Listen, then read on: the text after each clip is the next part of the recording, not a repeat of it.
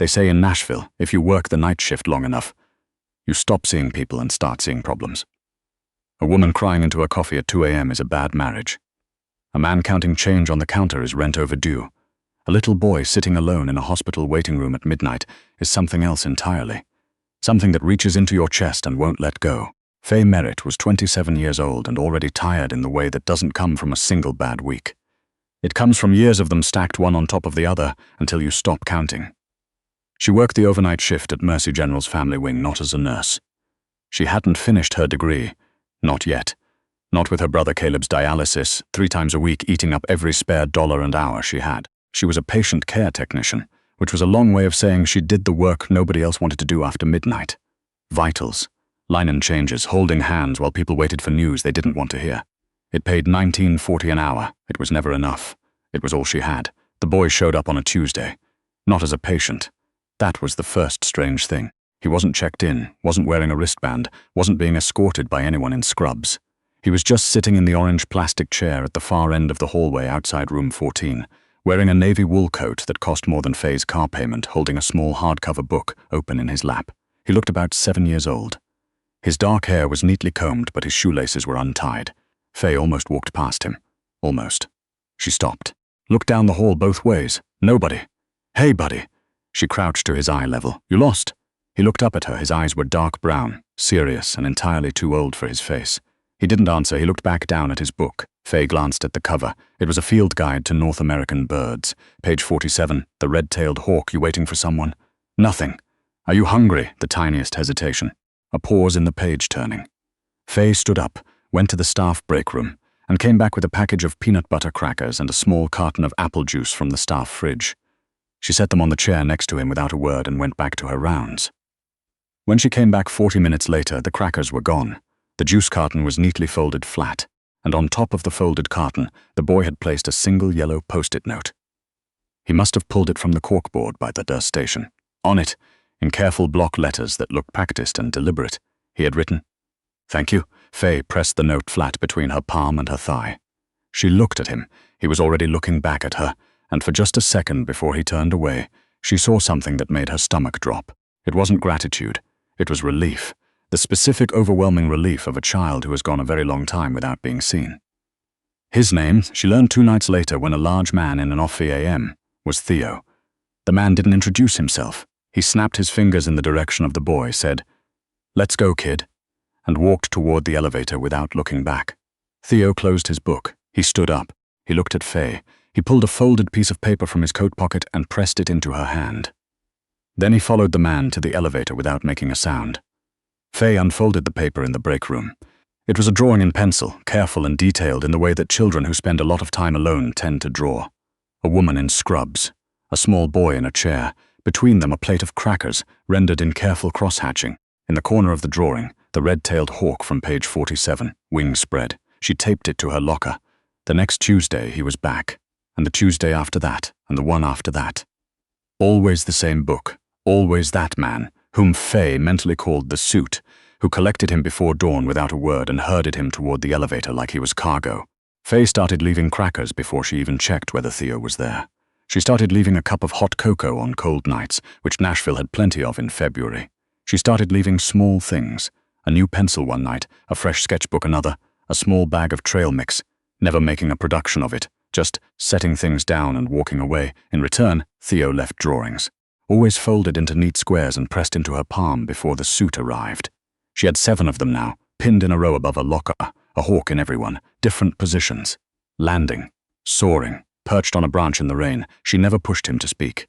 She stopped asking if he was okay. She just showed up, left things, and kept walking. And then one night in early March, she didn't walk away fast enough. It was 3:15 a.m. The hallway was quiet. Theo was in his usual chair. Faye set down the cocoa and was straightening up when the suit came around the corner 4 hours earlier than usual, phone pressed to his ear, face flushed red in a way that looked like either alcohol or rage. Probably both. "I don't care what time it is," the suit was saying, not lowering his voice. "You tell Mr. Hargrove the shipment doesn't move until I say." He stopped, looked at Theo, looked at the cocoa, looked at Faye, his expression curdled. "Hang on." He lowered the phone. "What is this?" He gestured at the cup. "I don't pay you to feed him. You don't pay me at all." Faye said pleasantly. He's a child sitting alone in a hospital at 3 a.m. I gave him cocoa. The suit stepped closer. He was about 6'2" and used his size the way small men use cologne. Too much of it on purpose. He doesn't need your charity, sweetheart. Mind your own floor. Theo had gone very still in the chair. The book was closed. Both hands were flat on his knees, perfectly still, the way a child gets still when they've learned that stillness is the safest option. Faye saw it. She recognized it the way you recognize a specific kind of fear when you've seen it before. Impatience in her own mirror a long time ago. He's fine, the suit said, reaching out and grabbing Theo's arm above the elbow to pull him upright. Not hard enough to bruise, but not gentle either. The grip of someone who'd stopped thinking of the person they were holding as a person. Let go of his arm, Faye said.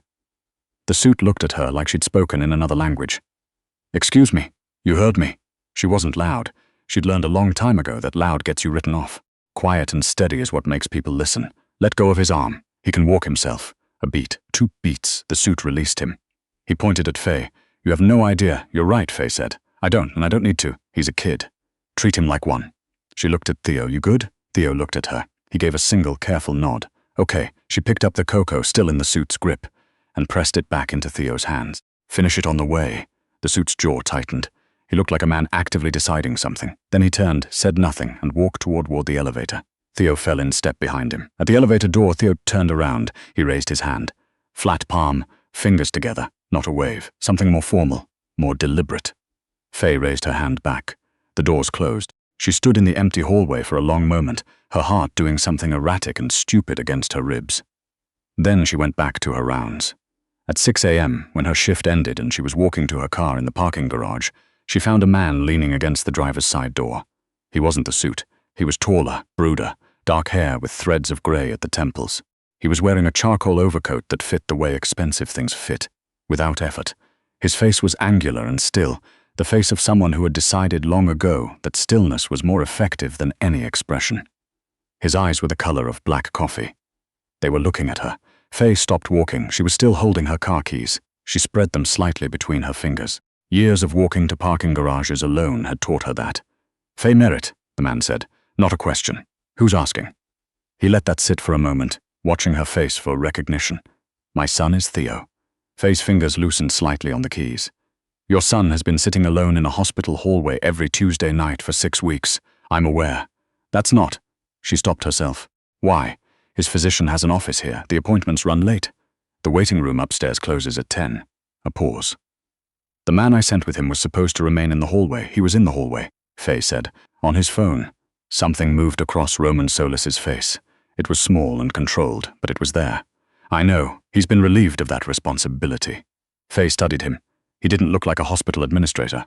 He didn't look like a doctor or a lawyer or anything else she could neatly categorize.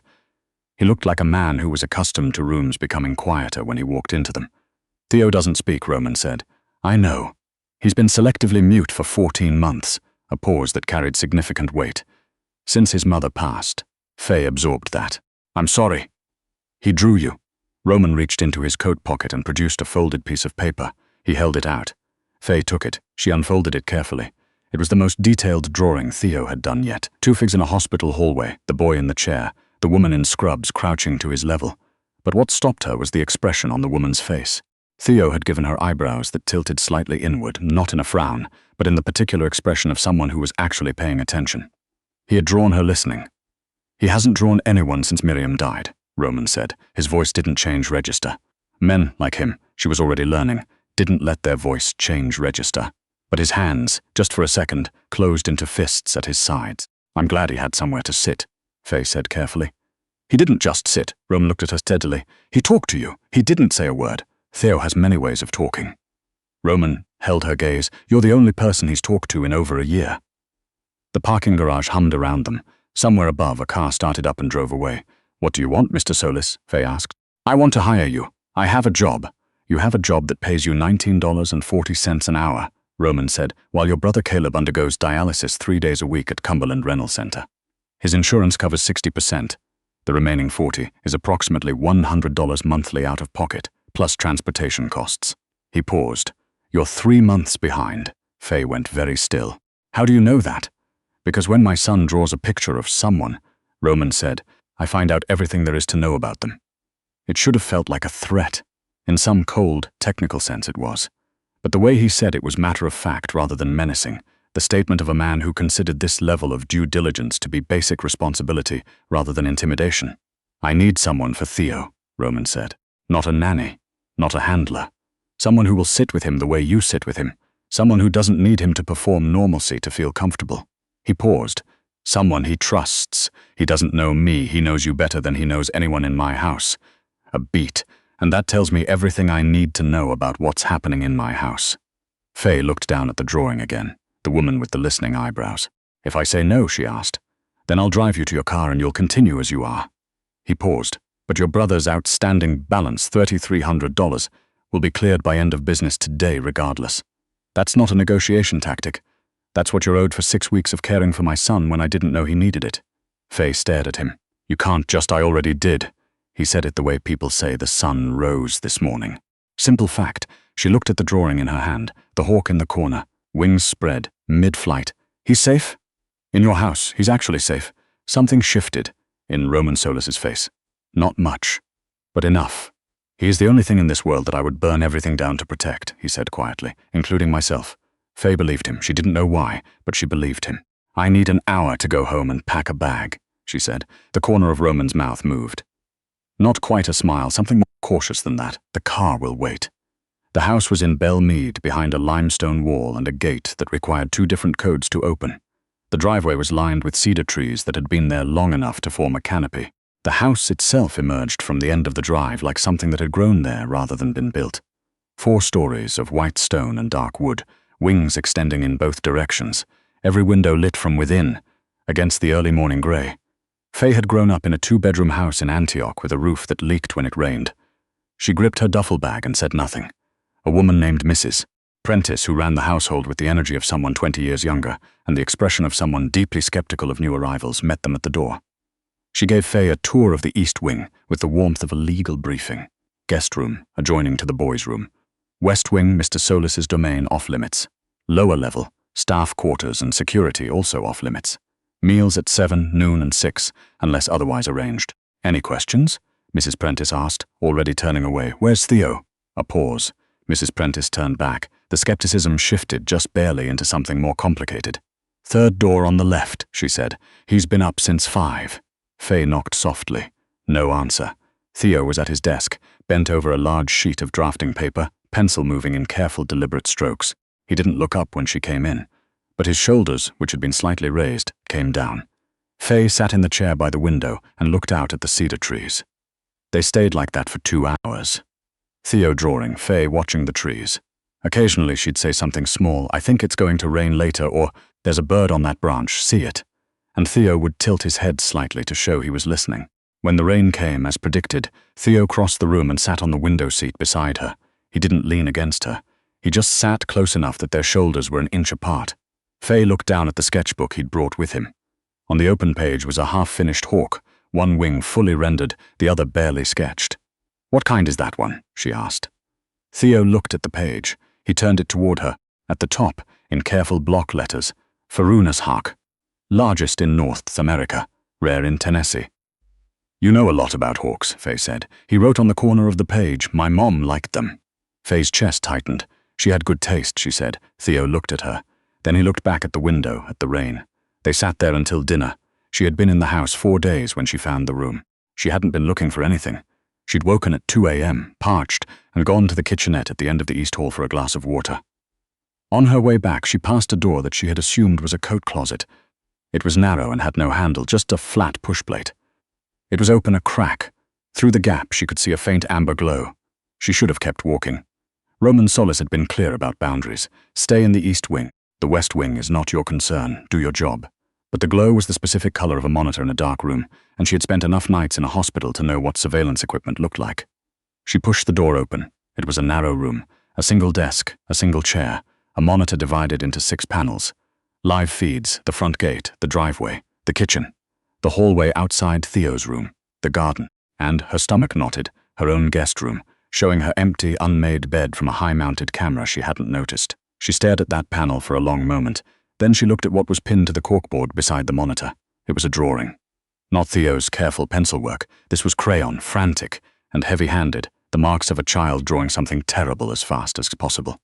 A car on its side, flames in orange and red, a figure on the ground, arms out, and standing over the figure, a tall silhouette. In the silhouette's raised hand, a phone.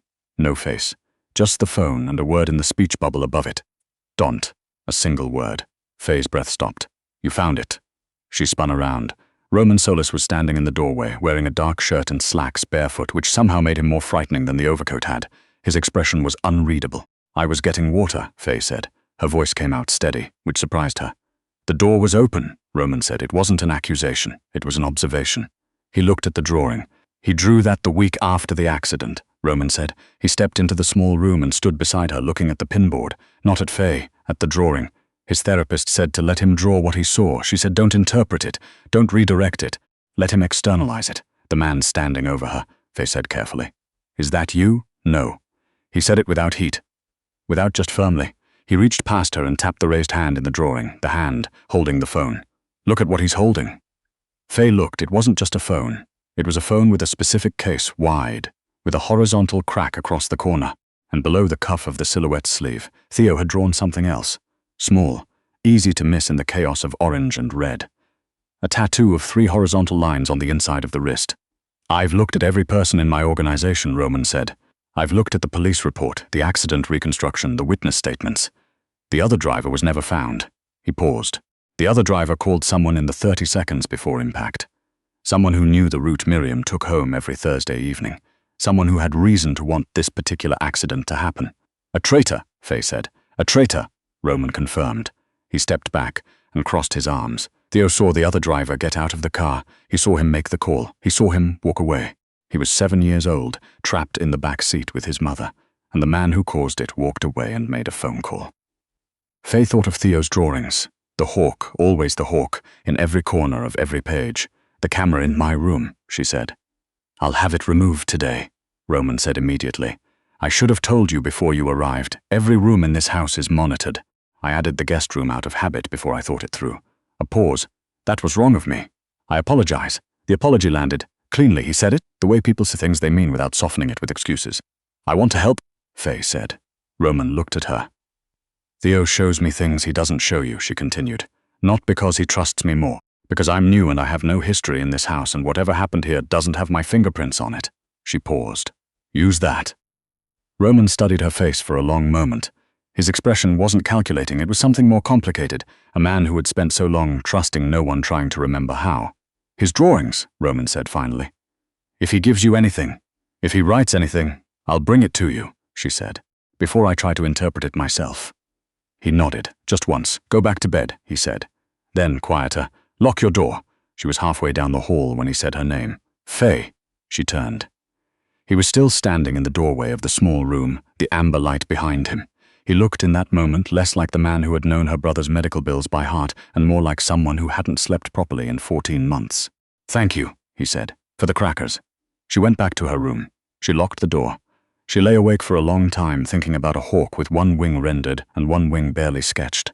The next morning she found Theo in the kitchen before breakfast, earlier than usual, already at the table with his sketchbook. Mrs. Prentice was at the stove making oatmeal and pointedly not commenting on the fact that Theo was drawing rather than eating. Faye poured herself coffee and sat across from him. Morning, she said. Theo looked up. He slid the sketchbook toward her. He had drawn the hawk again, but this time it was finished. Both wings fully rendered, every feather in place, the wingspan taking up almost the full page. Below it, in small careful letters, when threatened they saw Higger. Smart birds, Faye said. Theo pointed at the text. Then he pointed at her. Me? She said. He nodded, very serious. Faye laughed, a small, surprised sound that made Mrs. Prentice turn from the stove with what might have been a smile, quickly suppressed. I'll take it, Faye said. Over the following week, Faye moved through the house with the particular attention she had developed over years of overnight shifts. Noticing the things that didn't quite fit, the small inconsistencies in the rhythm of a place. She catalogued them without drawing attention to it. The head of security, a man named Weston Greer, who was blonde and athletic and invariably polite, whose politeness had the texture of performance rather than habit. The way he watched Theo without appearing to watch him. The way his phone screen went dark whenever Faye came around a corner. She noted the tan line on his right wrist where a wide band had been worn for years. She noted the way he stood when he thought no one was looking, differently than when he was performing the calm competence that had presumably gotten him hired. The shoulders settled differently. The hands hung looser. He was, she thought, a man who had been waiting for something for a long time. She didn't say anything yet. She didn't have enough. On the 8th day, she was in the garden with Theo, sitting in the weak March sunshine while he sketched. She had brought a field guide, an actual copy from the public library, and was reading him entries about raptors. The ferruginous hawk, she read, is unusual in that it builds its nest at considerable height and lines it with materials from the landscape around it. It uses what's nearby. Theo wrote on the corner of the sketchbook, like US. Faye looked at him. He tapped the page, then tapped the garden wall, then tapped his own chest. Using what's nearby, she said. He nodded. You're pretty smart for a kid, you know that? He tilted his head in a way that clearly communicated he was aware of this. Faye laughed. He turned away, but she caught the edge of a smile. That afternoon, Weston Greer came to check on them. He did this often, and the frequency of it had started to feel less like protocol and more like surveillance. He crouched down to Theo's level, which Faye had noticed he always did. A calculated gesture, the deliberate performance of warmth. Theo didn't answer. His pencil kept moving. He's finishing the hawk, Faye said. Great, Weston said. He glanced at the page, casually. His eyes moved over the drawing, the hawk, and below it, a detailed background that Theo had been adding across several sessions. A car on its side, barely there in the lower left corner, tiny, the way children embed the things that haunt them into the edges of other drawings. Weston went very still. A hand which had been reaching toward the page as if to touch it, stopped mid-air. Then he laughed. Easy and loose. Cool detail.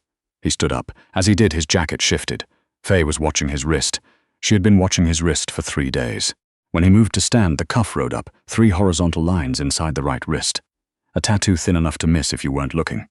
She kept her face entirely neutral. She breathed in, she breathed out.